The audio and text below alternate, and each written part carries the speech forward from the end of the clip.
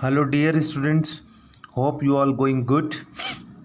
आप अपनी पढ़ाई अच्छे तरीके से कर रहे हैं और मेरी आपको जो भी शॉर्ट क्लिप्स हैं कंसेप्ट को क्लैरिटी करने के लिए और मेरे जो नोट्स हैं, अभी मैंने आपको फर्स्ट स्लॉट दिया हुआ है, मैं आज आपको सेकंड स्लॉट पूरी तरीके से दे दूंगा।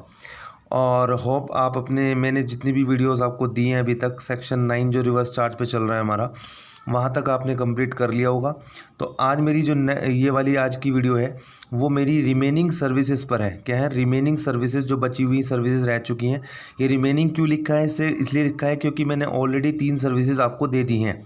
जो 3 सर्विसेज नोटिफाइड थी अंडर रिवर्स चार्ज, जिसमें goods transport agencies, legal services और एक तीसरी सर्विस थी हमारे पास जो कि क्या बोलते हैं उसको, आर्बिट्रल ट्रिब्यूनल। आर्बिट्रल ट्रिब्यूनल की सर्विसेज को मैंने आपको दे दिया था कि 3 सर्विसेज हमने ऑलरेडी कर चुके हैं। आप उस क्लिप को देखिएगा, आपको समझ में आ जाएगा। अब जो बाकी बची हुई रिमेनिंग सर्विस हैं वो कौन कौन सी है देखिएगा ज़रा। जो मैंने आपको एक स्टोरी याद कराई थी, services notified under reverse charge, आप उस स्टोरी को भी मैंने एक आपको क्लिप दे रखी है। आप उस स्टोरी को, मतलब बहुत सारी सर्विसेज हैं, याद कैसे रखनी है उसके लिए मैंने आपको अलग से एक स्टोरी बना करके एक क्लिप मैंने रिकॉर्ड की हुई है, आप उसको देख सकते हैं। अगर आप देखेंगे तभी आपको पता चलेगा। अब जो चौथी सर्विसेज है, आर्बिट्रल ट्रिब्यूनल के बाद की चौथी सर्विसेज है, वो है आपकी स्पॉन्सरशिप सर्विस। क्या बोलते हैं इसको? Sponsorship service. स्पॉन्सरशिप सर्विस का मतलब क्या है? स्पॉन्सरशिप सर्विस का मतलब ये है कि मैंने आपको स्टोरी याद करा रखी है, आप उसमें देख लीजिएगा। ये स्पॉन्सरशिप सर्विस में अगर ये होता है कि जो स्पॉन्सरशिप सर्विस है उसमें ये कहते हैं कि अगर प्रोवाइडर, सर्विस प्रोवाइडर, ध्यान से सुनना मैं क्या बोल रहा हूँ, अगर आपका सर्विस प्रोवाइडर एनी पर्सन, क्या बोलते हैं, एनी पर्सन, कोई भी बंदा हो, सर्विस प्रोवाइडर देने वाला कोई भी पर्सन हो, लेकिन उसका रिसिपिएंट, अगर उसका रिसिपिएंट कोई भी बॉडी कॉरपोरेट, क्या बोलते हैं, कोई भी बॉडी कॉरपोरेट या फर्म, कोई बॉडी कॉरपोरेट या फर्म इंक्लूडिंग LLP, यानी कि अगर उसमें क्या बोल रहा है कि अगर स्पॉन्सरशिप की सर्विसेज कोई भी प्रोवाइडर जो है एनी पर्सन, लेकिन रिसिपिएंट उसका कोई भी बॉडी कॉर्पोरेट या firm including limited liability partnership, recipient ये है और प्रोवाइडर एनी पर्सन होगा, तो उस केस में जो बॉडी कॉर्पोरेट होगी या फिर फर्म होगी इंक्लूडिंग LLP, वो रिवर्स चार्ज के पर लायबल हो जाएगी, मतलब रिवर्स चार्ज में वो टैक्स पे करेगी। और आपको ये भी मालूम होगा, जो पर्सन रिवर्स चार्ज में सर्विस लेता है उसको कंपलसरी रजिस्ट्रेशन अंडर सेक्शन 24 लगता है, इर्रिस्पेक्टिव ऑफ द थ्रेशोल्ड, यानी कि उसको थ्रेशोल्ड का बेनिफिट नहीं दिया जाता। ये है हमारे पास चौथी सर्विस। इसके बाद आती है हमारी 5वीं सर्विस, जिसका नाम क्या है? स्पॉन्सरशिप के बाद फिर आता है गवर्नमेंट की सर्विसेज।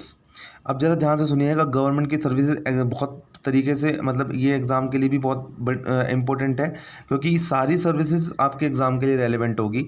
गवर्नमेंट सर्विसेज में क्या लिखा होता है कि गवर्नमेंट सर्विसेज की पहली सर्विस बोलती है, गवर्नमेंट की सर्विसेज में पहली सर्विस ये है कि अगर गवर्नमेंट की सर्विसेज, मतलब गवर्नमेंट का मतलब हो गया आपका सेंट्रल गवर्नमेंट या स्टेट गवर्नमेंट या फिर आपका लोकल अथॉरिटी या कोई भी एजेंसी, ठीक है, गवर्नमेंट की कोई भी central government, state government, local authority या फिर गवर्नमेंटल एजेंसीज, अगर सर्विसेज किसको देती है? बिजनेस एंटिटी को। मैं आपको एक सबसे इम्पोर्टेंट बात बता दूं, आपको पता भी नहीं होगा शायद, कि अगर आपको ये पता हो कि रिवर्स चार्ज के अंदर, ध्यान से सुनना मेरी बात को, अगर कोई भी पर्सन सर्विसेज को जो भी रिवर्स चार्ज में नोटिफाइड है वो लेता है, मतलब रिवर्स चार्ज में हमने गुड्स की ली या सर्विस, क्योंकि गुड्स का तो आपको एग्जाम में आने का नहीं कि हाँ हमारे कौन से goods notified under reverse charge, हाँ हमारे एग्जाम में सिर्फ services notified under reverse charge ही क्या है, वो आपकी सर्विसेज नोटिफाइड जो अंडर रिवर्स चार्ज हुई है, केवल वो ही नोटिफाइड है एग्जाम पर्पज़ के लिए। तो अगर सर्विसेज जो नोटिफाइड अंडर रिवर्स चार्ज में अगर कोई भी पर्सन लेता है रिवर्स चार्ज की सर्विसेज, तो उसको कंपलसरी रजिस्ट्रेशन लगता है। लेकिन एक एक्सेप्शन बिजनेस एंटिटी को दिया हुआ है। बिजनेस एंटिटी को एक्सेप्शन ये है कि अगर इसका, देखिए बिजनेस एंटिटी के केस में 2 बातें हो जाएंगी। बिजनेस एंटिटी में बोला जाता है कि अगर प्रीसीडिंग फाइनेंशियल ईयर में, बिजनेस एंटिटी का अगर प्रीसीडिंग फाइनेंशियल ईयर में एग्रीगेट टर्नओवर अगर 10 लाख या 20 लाख, कहने का मतलब क्या है कि 10 लाख और 20 लाख का मतलब है 10 लाख अगर स्पेशल कैटेगरी स्टेट में देखा जाता है, 20 लाख देखा जाता है in case of other state. ठीक है, तो 10 लाख स्पेशल कैटेगरी स्टेट। मैंने आपको स्पेशल कैटेगरी स्टेट की भी एक पूरी तरह से क्या बताई थी, आपको डेफिनेशन बताई थी, मतलब आपको कैसे याद करनी है उसका मैंने आपको निमोनिक बनाया था। मस्ट जाना है, मस्ट जाना है का मतलब क्या होता है यहाँ पे, एम मतलब आपको बताया था मेघालय, मिजोरम, उत्तराखंड, सिक्किम, त्रिपुरा, झारखंड, अरुणाचल प्रदेश, नागालैंड, इस तरह से मैंने आपको पूरी एक बताई थी, आप उसके अंदर देखिएगा वीडियो में। तो 10 लाख उसमें लिमिट रखी है उन्होंने, 20 लाख इन अदर स्टेट में लिखी है। तो अगर प्रीसीडिंग फाइनेंशियल में बिजनेस एंटिटी का एग्रीगेट टर्नओवर 10 लाख या 20 लाख को ज़्यादा क्रॉस नहीं करता है तो उस केस में उसको ध्यान रखना रिवर्स चार्ज नहीं लगेगा। कहने का मतलब रिवर्स चार्ज एप्लीकेबल नहीं होगा, रिवर्स चार्ज नॉट एप्लीकेबल। आया समझ में। लेकिन अगर ये आपका कंडीशन एग्रीगेट एक्सीड कर जाता है 10 लाख और 20 लाख रेस्पेक्टिवली, यानी कि 10 लाख और 20 लाख को अगर ये क्रॉस कर जाएगा तो फिर उस केस में बिजनेस एंटिटी को रिवर्स चार्ज एप्लीकेबल हो जाएगा, रिवर्स चार्ज एप्लीकेबल। सिर्फ एक ही एक्सेप्शन है बिजनेस एंटिटी, ये रिवर्स चार्ज यहाँ पे एप्लीकेबल हो जाएगा। तो बहुत ध्यान से पढ़ना है आपको कि अगर बिजनेस एंटिटी का कंसेप्ट आता है तो पहले आपको कंडीशन देखनी पड़ेगी कि प्रीसीडिंग फाइनेंशियल में 10 लाख या 20 लाख को क्रॉस कर रहा है या नहीं कर रहा है। अगर कर रहा है तो फिर रिवर्स चार्ज कर देंगे, अगर नहीं है तो नॉट एप्लीकेबल। तो क्वेश्चन ये है कि अगर रिवर्स चार्ज एप्लीकेबल नहीं होगा तो क्या लगेगा, फॉरवर्ड चार्ज लग जाएगा। फॉरवर्ड चार्ज का मतलब है जहाँ पर सप्लायर इज लायबल टू पे टैक्स। ठीक है, तो फॉरवर्ड चार्ज अप्लाई हो जाएगा। ये थी हमारे पास गवर्नमेंट की सर्विस में पहली सर्विस। गवर्नमेंट की दूसरी सर्विसेज क्या है, गवर्नमेंट की दूसरी सर्विसेज है, देखना गवर्नमेंट की कुछ सर्विसेज ऐसी हैं जो कि फॉरवर्ड चार्ज में आती हैं। तो कौन कौन सी सर्विस है गवर्नमेंट की जो सर्विसेज अंडर फॉरवर्ड चार्ज आती हैं, तो अंडर फॉरवर्ड चार्ज में आती हैं जैसे कि मैं कहता हूँ पहली स्पीड पोस्ट की सर्विस, क्या बोलते हैं, speed post, express parcel post, express parcel post. ध्यान से समझना इस बात को, स्पीड पोस्ट की सर्विस, एक्सप्रेस पार्सल पोस्ट की सर्विस, ये हमारे पास गवर्नमेंट की सर्विसेज, ये फॉरवर्ड चार्ज में लगेगी। ठीक है, दूसरी आती है हमारे पास insurance, insurance and agency services. तो जो भी इंश्योरेंस या एजेंसी सर्विस होंगी वो भी गवर्नमेंट की अंडर फॉरवर्ड चार्ज में लगेगी।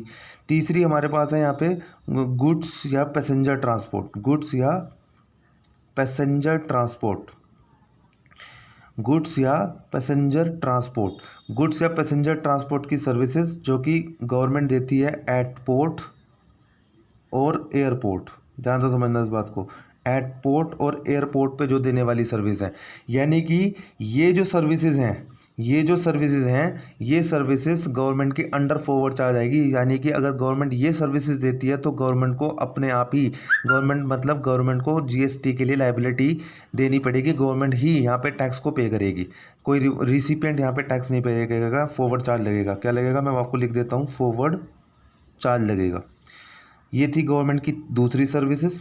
इसके बाद तीसरी सर्विस, वेरी इंपॉर्टेंट एग्जाम के लिए, तीसरी सर्विस ये है कि अगर गवर्नमेंट ध्यान से सुनना, गवर्नमेंट अगर सर्विसेज देता है किस चीज़ की, देखो रेंटिंग ऑफ, अगर गवर्नमेंट सर्विस देता है रेंटिंग ऑफ इमूवेबल प्रॉपर्टी, किसकी दे रहा है, इमूवेबल प्रॉपर्टी। तो अगर इमूवेबल प्रॉपर्टी की रेंट, इमूवेबल प्रॉपर्टी को रेंट पे गवर्नमेंट देता है तो उसमें आप दो पार्ट कर लेंगे। गवर्नमेंट को अगर आप इसमें देखेंगे तो गवर्नमेंट को इसमें दो केसेस करने पड़ेंगे। अगर इमूवेबल प्रॉपर्टी की रेंटिंग, मतलब आप गवर्नमेंट अगर इमूवेबल प्रॉपर्टी को रेंट पे देती है तो उस केस में देखना पड़ेगा कि क्या वो रजिस्टर्ड पर्सन है जिसको दे रही है, वो या तो वो रजिस्टर्ड पर्सन होगा या फिर कौन होगा, अनरजिस्टर्ड पर्सन होगा, या तो वो रजिस्टर्ड पर्सन होगा या फिर वो अनरजिस्टर्ड पर्सन होगा। दैट्स फाइन, ये या तो रजिस्टर्ड पर्सन या फिर अनरजिस्टर्ड पर्सन होगा। इसमें क्या देखना है तुम्हें, रजिस्टर्ड पर्सन के केस में क्या देखना है कि रजिस्टर्ड पर्सन को अगर इमूवेबल प्रॉपर्टी को रेंट पे दिया है तो उस केस में लगेगा रिवर्स चार्ज। क्या लगेगा उसमें, रिवर्स चार्ज एप्लीकेबल हो जाएगा। ठीक है, लेकिन अगर अनरजिस्टर्ड पर्सन को दिया, अनरजिस्टर्ड पर्सन कौन है, अनरजिस्टर्ड पर्सन का मतलब है अगर अनरजिस्टर्ड पर्सन को देती है तो उस केस में ध्यान रखना है, अनरजिस्टर्ड पर्सन कौन हो सकता है, लाइक बिजनेस एंटिटी, क्योंकि बिजनेस एंटिटी पे 10 लाख और 20 लाख का वो है थ्रेशोल्ड लगता है।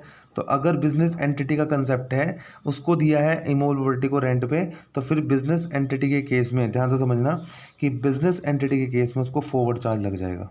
यानी कि यहाँ पे अनरजिस्टर्ड पर्सन को दिया तो फॉरवर्ड चार्ज लगेगा, अदरवाइज क्या लग जाएगा, रिवर्स चार्ज लग जाएगा। तो ये आपको ध्यान रखना है, गवर्नमेंट की एग्जाम में वेरी इंपॉर्टेंट पार्ट है। गवर्नमेंट के 3 मैंने आपको बताइए, अगर local authority, central government, state government या गवर्नमेंटल एजेंसीज अगर बिजनेस एंटिटी को देता है तो बिजनेस एंटिटी का प्रीसीडिंग फाइनेंशियल में आपको टर्नओवर ध्यान रखना है। This is a very important part. केवल एकलौता एक्सेप्शन यही है रिवर्स चार्ज के अंदर, बाकी आपको पता ही है जैसे भी सर्विस आपने रिवर्स चार्ज मिली आपको कंपलसरी रजिस्ट्रेशन अंडर सेक्शन 24 लग जाता है। तो ये चीज़ आपको ध्यान रखनी है। बाकी जो फॉरवर्ड चार्ज में गवर्नमेंट की 3 सर्विसेज आती हैं वो ये हैं। उसके बाद की इमूवेबल प्रॉपर्टी को रेंट पे देना गवर्नमेंट की, तो ये 2 केस बनेंगे, ठीक है। इसके बाद फिर हमारे पास आता है नेक्स्ट। मैं आपको नेक्स्ट बताता हूँ क्या है। नेक्स्ट है हमारे पास गवर्नमेंट के बाद, ये भी एग्ज़ाम के लिए इम्पोर्टेंट है। एग्ज़ाम के लिए वैसे काफ़ी सर्विसेज हैं जो कि नोटिफाइड हैं और जो कि इम्पोर्टेंट है। आप ये देखिएगा कि एक होता है ट्रांसफ़र डेवलपमेंट राइट्स, TDR।